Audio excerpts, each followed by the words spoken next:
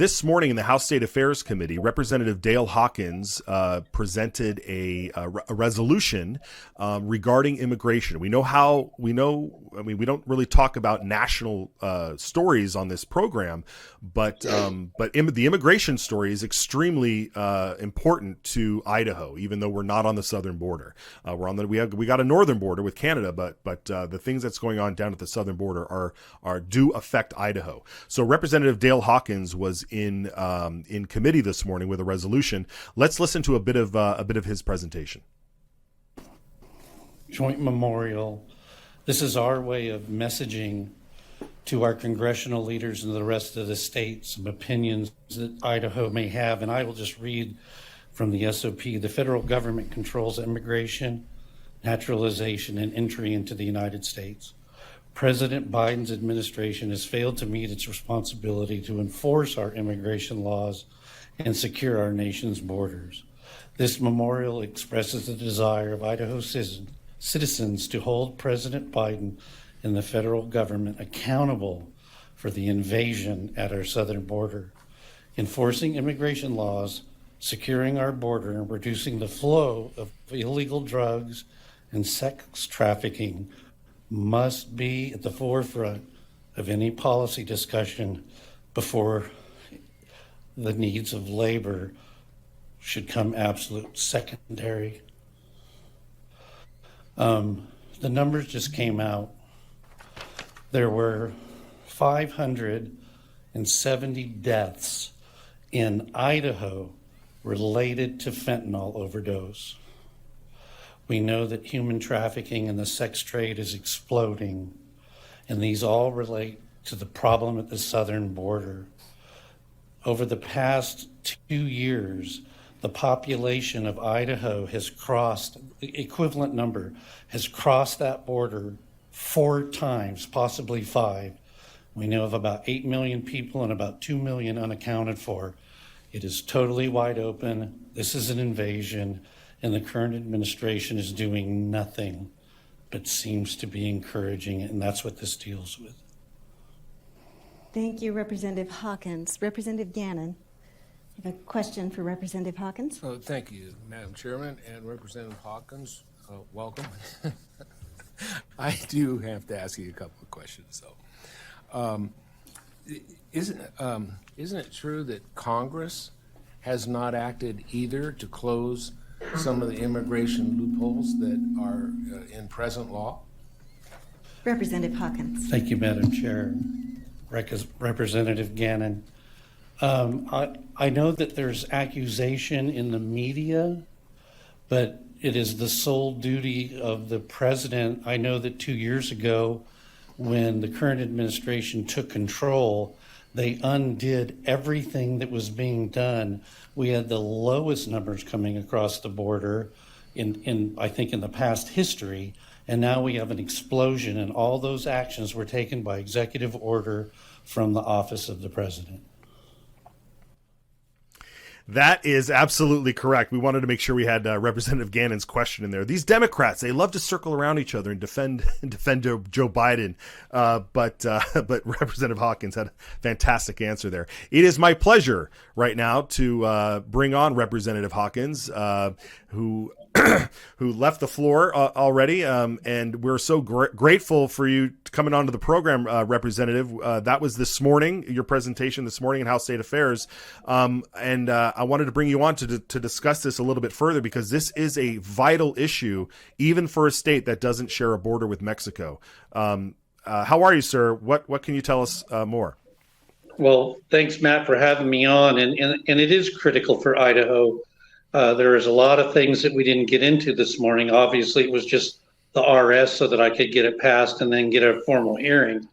But Idaho is burdened dramatically, as I said in the hearing. Right now, it actually is in excess of 570 deaths attributed to fentanyl in our state, which we perceive is coming over the southern border of the United States. And then because these people are entering every state, these drugs are coming with them. The sex trafficking of children is coming with them. And there are other things that we didn't even talk about this morning. The fact that our entire medical situation is burdened by these people coming in here illegally, because medical providers are forced to treat anyone who comes, whether they're U.S. citizens or not. Our schools are overburdened. So this is not just the human destruction that's going on, but economically, this is a huge problem for Idaho. Yes, and those are great points that you brought up there, and it is amazing to me that when you think about a question that Representative Gannon, that he said, well, he immediately said to, like, well, who should we blame fault on? Who should we put this fault on?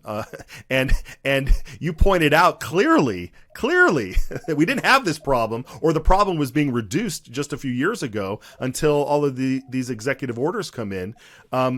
That being said, a resolution like this, how does that help you move forward with anything else that you might want to do in terms of legislation?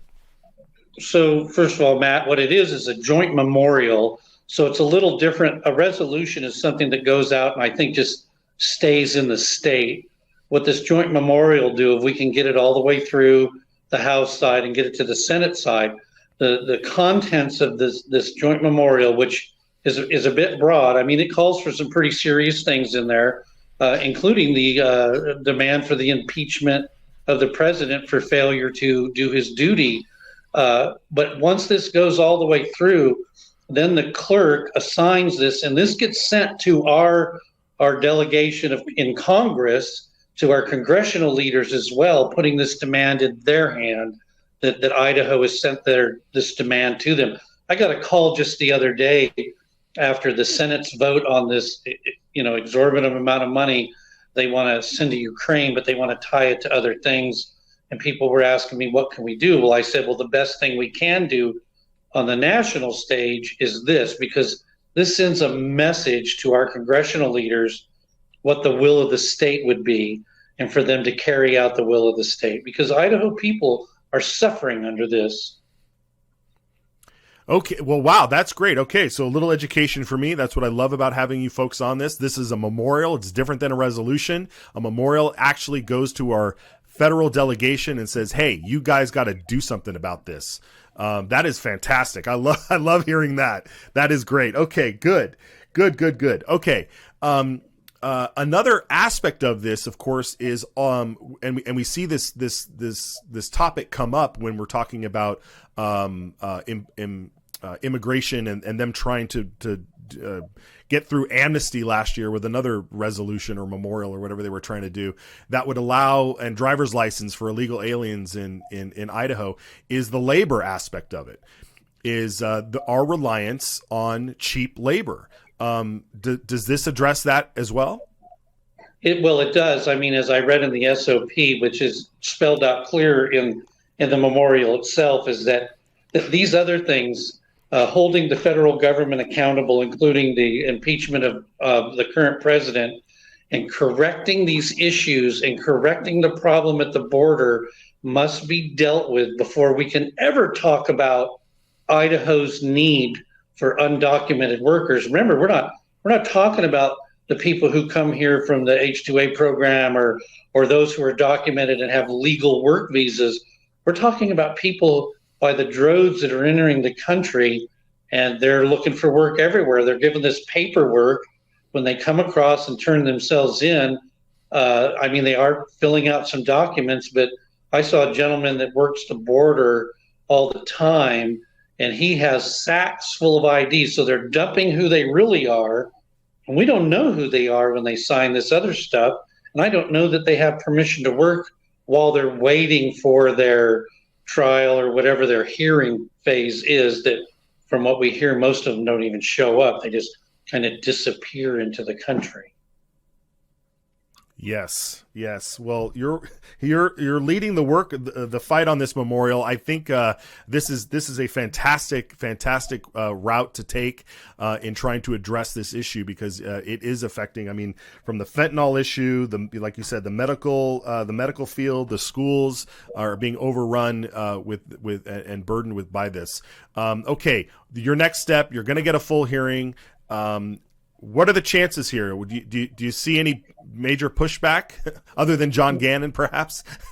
Well, well, I will have, he asked the question about the COVID stuff, and I didn't know how to relate to that as far as this was concerned, but I'll find out. I'll give him those answers and what other things I can anticipate. I think it'll make it through the House just fine. When we cross the rotunda there, I'm not so sure. We're going to see if we can't lay some groundwork and see what we can do there. This is not mine solely. This is also Senator Zeiderfeld's bill as well, memorial.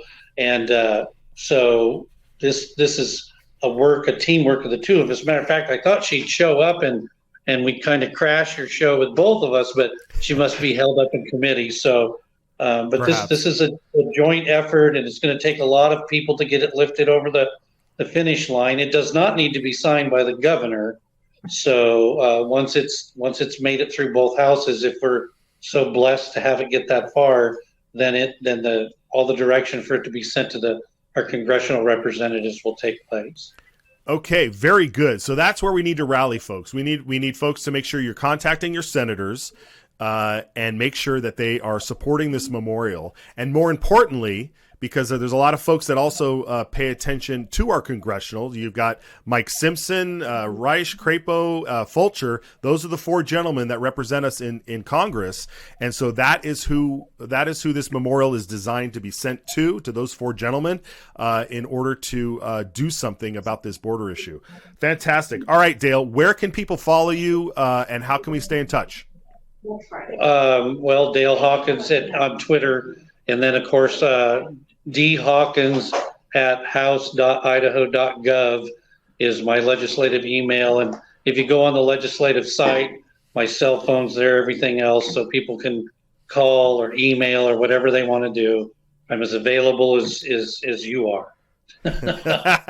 Fantastic. Okay, Representative Dale Hawkins, proud member of the Freedom Caucus as well. Absolutely. Thank you for joining us, and we'll have you back, and we'll make sure to keep eyes on this. All right. Thank you very much, Matt.